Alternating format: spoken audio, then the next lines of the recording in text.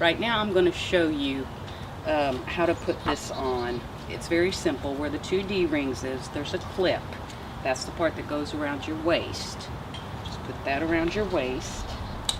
And then you have the leg strap.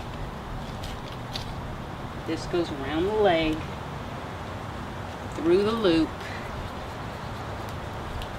and then clips. And now it's all set.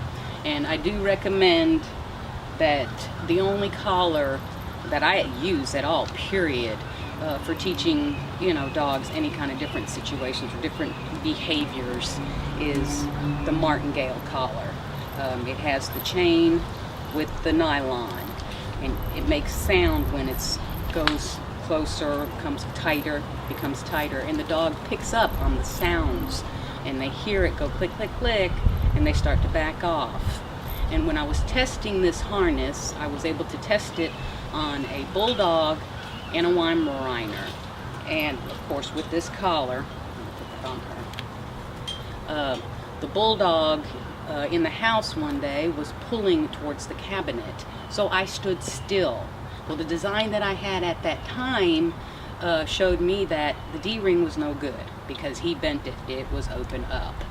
And then another time, once I fixed the D-ring, I got that repaired, then the next time he just pulled and pulled and I stood still. I didn't have the clip. It had double D-rings, and I found out that didn't work. So now this leg strap is sturdy, the pull and be pulled on. And then with the Weimaraner, he did pull too. So when I stood still, but of course his pull was at the waist. His pull taught me that this O-ring had to be welded. So everything is welded on this. The D-rings, the O-rings are all welded, so they will not come apart with the dog pulling while you're standing still.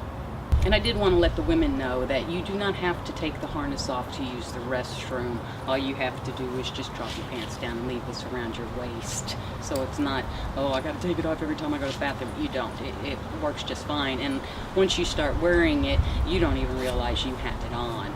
And the same with the dog.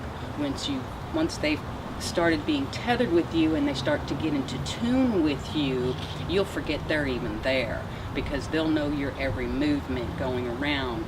That's why I find this to be very helpful with fearful dogs, which is why a dog has aggressive behavior. Your rescue dogs, if you do rescue, this is perfect to have in your home.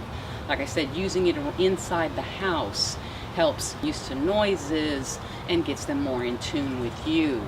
And you also are able to, watch them. A new dog in a home can get into things. They can get hurt.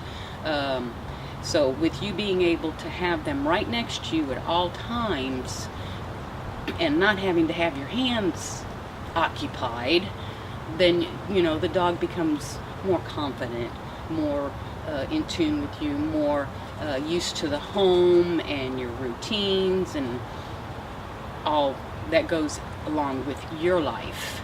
With each harness that you purchase, there will be a brochure that'll show you the different leads that you are able to use with this. They do have to have a double clip, there's on it, so that one clips to the harness and then one clips to the dog. On the harnesses, when you get it, the leg strap adjusts as wide as 28, and the waistband goes a lot wider. I mean, it goes up to 30-something inches wide. If you have a lot of hangover, once you cut your leg strap, which there is a way of adjusting it where it goes through here where you don't have a lot. But if you have a really tiny leg and you have so much overhang, all you have to do is just cut the length off and then just take a lighter just to heat and seal that end, and then you don't have to worry about it fraying. When you're finished working with the dog, I'm going to show you how you just take this off. You unhook from the dog and hook it to your leg.